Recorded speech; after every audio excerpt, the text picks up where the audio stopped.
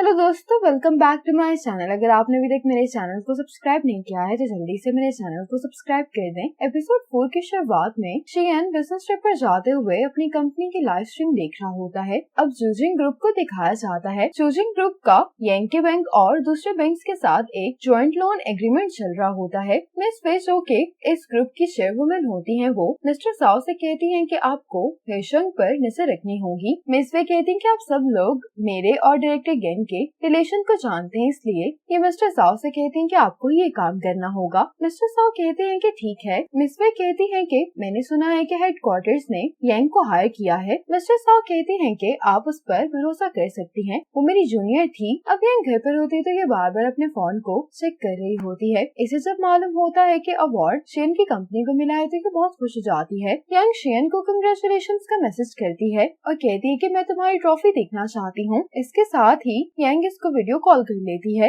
यांग कहती है कि क्या मैं तुम्हारी ट्रॉफी देख सकती हूँ। शियन कहते हैं कि पहले तुम्हें मुझे देखना चाहिए, क्या तुम अपने दोस्त को मिस नहीं कर रही। यांग कहती है कि मैंने तुम्हें देख लिया, इसलिए अब जल्दी से मुझे ट्रॉफी दिखाओ। इतने में यांग की मॉम भी आ जाती है, कहने लगती है कि तुमने अवार्ड जीता है, मैं भी ट्रॉफी देखना चाहती हूँ। अब शियन अपनी ट्रॉफी दिखाते हुए कहता है कि ये अवार्ड टॉप 10 नई आने वाली इंटरनेट कंपनीज को मिला है। ये देखकर मॉम और यांग काफी खुश दिखाई दे रहे होते हैं। यांग इससे पूछती है कि तुम्हारा बिजनेस ट्रिप कितने दिनों का है। शियन कहता है कि इसके बाद मुझे बैंक्वेट अटेंड करना है और कल मुझे 2 ग्रुप से मिलने के लिए जाना है। 2 दिन बाद में वापस आ जाऊंगा। शियन इससे पूछता है कि क्या तुम्हें किसी ब्लाइंड डेट पर तो नहीं जाना। अब अपनी मॉम के सामने यांग कहने लगती है कि सबसे मेरा ट्रांसफर यहाँ पर हुआ है तो मेरे काम का प्रेशर बहुत बढ़ गया है। इसके साथ साथ मेरे जो डायरेक्टर है वो भी मुझे बहुत हार्ड टाइम दे रहे हैं। स्ट्रेस की वजह से मेरे बाल झड़ना शुरू हो गए हैं। अगर अब मुझे ब्लाइंड डेट्स पे भी जाना पड़ेगा तो मैं तो गंजी हो जाऊंगी। मॉम कहने लगते हैं कि तुमने मुझसे वादा किया था कि महीने में तुम एक ब्लाइंड डेट पर जरूर जाओगी। शियन कपड़े चेंज करते हुए यांग से बात कर रहा होता है तो ये देखकर यांग अपना फेस साइड पर कर लेती है और कहने लगती है कि तुम इस तरह से मेरी तकलीफ को एंजॉय नहीं कर सकते। अगर मैं ब्लाइंड डेट पर जाऊंगी तो तुम्हें भी मेरे साथ जाना होगा। शियन कहते हैं कि मैंने कभी भी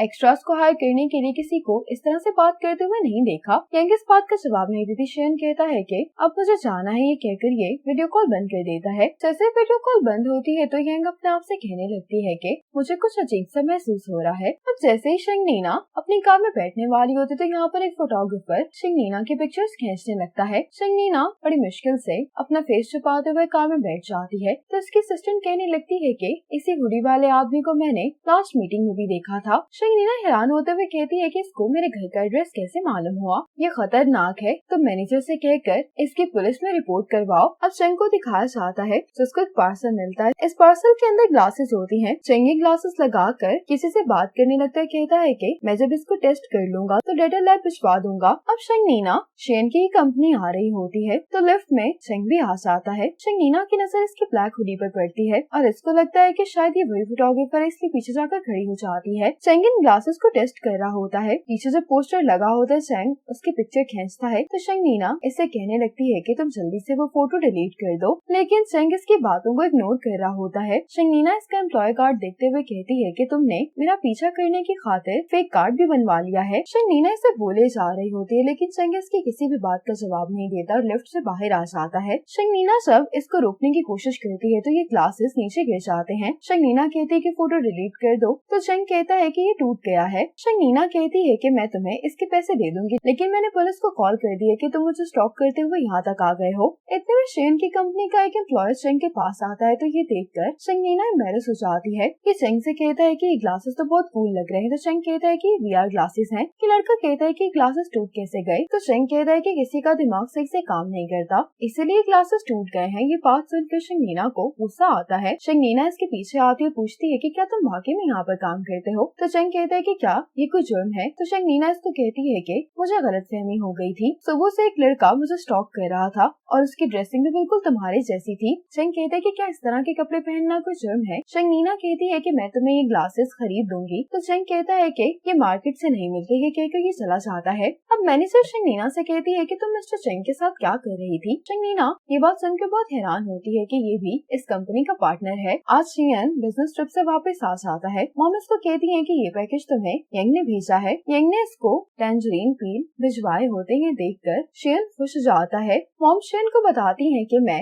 यंग की फेवरेट डिश बनाने की प्रैक्टिस कर रही हूँ। जब मैं इस डिश को अच्छे से बनाना सीख जाऊंगी तो मैं यंग को इनवाइट करूंगी। अब शेयन ये खाने के लिए बैठ जाता है और जब ये अपनी मॉम को ये कहता हुआ सुनता है कि जब ये डिश खाने के काबिल हो जाएगी तब मैं यंग को सरप्राइज दूंगी, तो शेयन कहता है कि क्या अभी इसको नहीं कहा जा सकता। तो मॉम कहते हैं कि तुम्हें एक दफा ट्राई करना चाहिए। शेयन बहुत मुश्किल से थोड़ा सा ट्राई करता है और मॉम को कहता है कि अच्छा है। मॉम कहने लगती है कि अब चूंकि यंग वापस आ गई तो मैं ब्लाइंड डेट्स पर जाने के लिए तुम्हें फोर्स नहीं करूंगी। शेयन कहता है कि यंग के वापस आने का मेरी ब्लाइंड डेट से क्या ताल्लुक है। मॉम शेयन से कहने लगती है कि क्या तुम यंग से कुछ सीख नहीं सकते? अगर तुम्हारी पर्सनैलिटी भी यंग की तरह अच्छी हो जाए तब मैं तुम्हें किसी से इंट्रोड्यूस करवा सकती हूँ। मॉम कहने लगती है कि मुझे तो ये सोचकर डर लगता है कि जब फार्म दादा बन जाएगा तब भी तुम सिंगल होगे। अपनी मॉम के जाने के बाद शेन कहता है कि यंग और फांग की वजह से हमेशा मुझे डांट पड़ती रहती है। अब शेन यंग को कॉल करके कहता है कि क्या तुमने नाओमीडी को महसूस किया है? ये सुनकर यंग परेशान हो जाती है, कहने लगती है कि क्या हुआ है। शेन कहता है कि क्या तुम्हें याद है कि मेरे घर के सामने एक बड़ा सा डॉग है जो हमेशा मुझ पर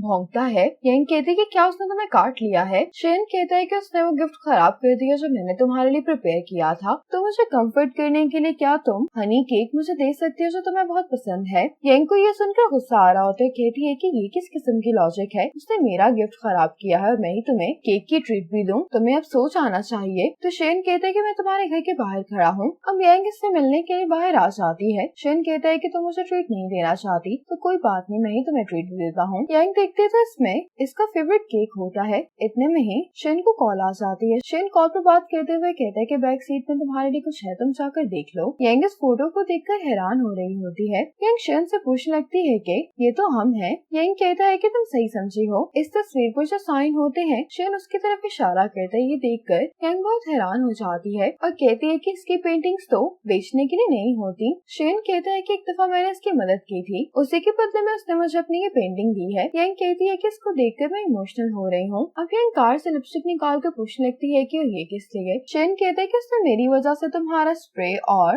लिपस्टिक खराब हो गए थे और वैसे भी मेरी मॉम चाहती है कि लाइकेबल कैसे बना चाहता है ये मुझे तुमसे सीखना है, तो मैं अपनी सिंसियरिटी शो करने के लिए तुम्हें ये तोहफा दे रहा हूँ। यंग कहती है लेकिन तुम्हें मेरी लिपस्टिक का शेड कैसे मालूम था? शेन कहता है कि मेरे पास आंखें हैं। यंग कहती है कि तुम वो फर्स्ट पर्सन हो जिसने मुझे हील्स और लिपस्टिक गिफ्ट की है, तो मैं इस बात पर तुमसे बहस नहीं करने वाली। ये कहकर यंग ये लिपस्टिक लगाने लगती है। यंग जब लिपस्टिक लगा लेती है तो इससे पूछती है कि क्या ये अच्छी लग रही है। शेन इससे पूछता है कि क्या तुम्हारे एक्स बॉयफ्रेंड ने कभी भी तुम्हें ये सब गिफ्ट नहीं किया? यंग कहती है कि नहीं। शेन इससे सॉरी कहता है तो यंग कहती है कि तुम्हें सॉरी कहने की कोई जरूरत नहीं है। ये कहने लगती है कि मैं और सोंगचुन बहुत क्लोज हुआ करते थे, लेकिन अब देखो बगैर कॉन्टेक्ट के 8 साल गुजर गए हैं। प्यार एक इंस्टेंट इमोशनल बबल है जबकि दोस्ती हमेशा रहती है। यंग कहती है कि दोनों के लिए ही दोस्ती का बॉन्ड तोड़ना एक बहुत बड़ा चैलेंज होता है। अब मुझे बहुत पछतावा होता है कि मुझे ऐसा नहीं करना चाहिए था। शेन कहता है कि दोस्त रहने में या किसी के साथ पास्ट होने में फर्क होता है। यंग कहती है कि हाँ फर्क होता है, लेकिन जब प्यार गायब हो जाता है तो वो लोग दोस्त भी नहीं रह सकते। यंग कहती है कि बिजनेस ट्रिप की वजह से सब थक गए होगे, तुम्हें भी अब जाकर आराम करना चाहिए। ये कहकर यंग यहाँ से चली जाती है। शेन जब कार में आकर बैठता है तो ये इसी केक को लेकर कहने लगता है कि मैं ये तुम्हारे साथ खाना चाहता था। ये केक खाते हुए शेन अपने आप से कहने लगता है कि मैंने उस इंसान का नाम क्यों लिया जिसने यंग को हर्ट किया था। यंग को देखकर लग रहा था कि वो रोने वाली है। दूसरी तरफ यंग ऐसी पेंटिंग को देखकर बहुत खुश दिखाई दे रही होती है। आज सुबह ऑफिस आने के बाद शेन ये सोच रहा होता है कि यंग ने मुझे अभी तक कोई मैसेज नहीं किया, क्या वो कहीं सोंगजुन वाली बात से नाराज ना हो गई हो। शेन इसको मैसेज करता है कि क्या आज हम साथ में डिनर करें, तो यंग इसको मैसेज करती है कि मुझे आज ओवर टाइम काम करना है। आज ऑफिस में यंग की मुलाकात अपने सीनियर मिस्टर जाओ से होती है। ये पूछते हैं कि आप यहाँ पर क्या कर रहे हैं, तो ये कहते हैं कि मैं ज्वाइंट लोन को हैंडल करने के लिए यहाँ पर आया हूँ। यंग से कहते हैं कि हम काफी टाइम बाद मिल रहे थे, क्यों ना हम डिनर करें। यंग कहती है कि वैसे तो मेरा प्लान था, लेकिन हम कभी कभी मिलते हैं तो मैं आपको डिनर पर लेकर चलती हूँ। इसी बात की वजह से शेन का मूड खराब होता है। मीटिंग में भी इसका कोई ध्यान नहीं होता। इसके साथ ही इसको यंग का मैसेज आता है कि मैं अपने एक दोस्त को डिनर पर लेकर जा रही हूँ, क्या तुम आना चाहोगे। यंग इसको रेस्टोरेंट की लोकेशन भेज देती है और कल वाले गिफ्ट के लिए इसको थैंक्स बोलती है। ये मैसेज देखकर शेन मुस्कुराने लगता है तो फांग कहता है कि तुम क्यों मुस्कुरा रहे हो। ये सुनकर शेन कहता है कि नेक्स्ट मीटिंग मंडे को होगी। ये कहकर यहाँ से चला जाता है। अब मिस्टर साओ यंग यांग को कुछ दिखाना चाह रहे थे लेकिन यांग को नजर नहीं आ रहा होता, इसलिए मिस्टर जाओ कहते हैं कि मैं तुम्हारे पास आ जाता हूँ। इतने में यहाँ पर शेन भी आ जाता है जो कि इन दोनों को साथ बैठा हुआ देख लेता है। अब स्कूल का टाइम दिखाया जाता है। शेन हॉस्पिटल में होता है। यांग रोते हुए उसके पास आती है और कहने लगती है कि तुम्हें इतनी चोट कैसे लग गई। तो नर्स कहती है कि फिक्र की बात नहीं है, छोटी सी इंजरी है। यांग कहती है कि अगर तुम्हें पैसों की जरूरत थी तो मैं तुम्हें दे सकती थी, तुम्हें काम करने की क्या जरूरत थी। शेन कहता है कि तुम बिला वजह रोए जा रही हो, डॉक्टर ने भी कहा है कि मैं ठीक हूँ। ये कहकर शेन यांग को यहाँ से लेकर चला जाता है। अब शेन यांग को अपने घर ले आता है। शेन यांग को हाई हील्स गिफ्ट करता है। ये देखकर यांग हैरान हो जाती है, पूछती है कि ये किस लिए। तो शेन कहता है कि ये ग्रेजुएशन का गिफ्ट है। शेन कहता है कि ये थोड़ी महंगी थी तो मैंने मॉम से इसके लिए पैसे नहीं मांगे, बल्कि ये खरीदने के लिए मैंने खुद पैसे कमाए हैं। यांग कहती है कि तुम्हें किसने कहा कि मुझे ये पसंद है। शेन कहता है कि तुमने अपने फोरम में ये सेव किए थे। यांग कहती है कि अगर मैं अपने फोरम पर चांद सितारे सेव कर लूंगी तो क्या तुम मेरे लिए वो भी लेकर आओगे। शेन कहता है कि मैं ऐसा तो नहीं कर सकता, लेकिन मैं जो तुम्हारे लिए कर सकता हूँ वो मैं करूँगा। ये सुनकर यांग बहुत इमोशनल हो जाती है। शेन कहता है कि मुझे दोस्त हैं, इसलिए इमोशनल होने की जरूरत नहीं है। यांग अब ये ट्राई करती है, कहती है कि ये तो बहुत अच्छे लग रहे हैं। यांग कहती है लेकिन अगर मैं हील्स पहनूंगी तो मैं ज्यादा लंबी लगूंगी। शेन कहता है कि अगर तुम मुझसे लंबी भी लगोगी तो मुझे कोई मसला नहीं है। यांग जब खड़ी होती तो कहती है कि हमारी हाइट तो सेम लग रही है। इस बात पर ये दोनों हंसने लगते हैं। इसी मोमेंट पर एपिसोड 4 खत्म हो जाती है।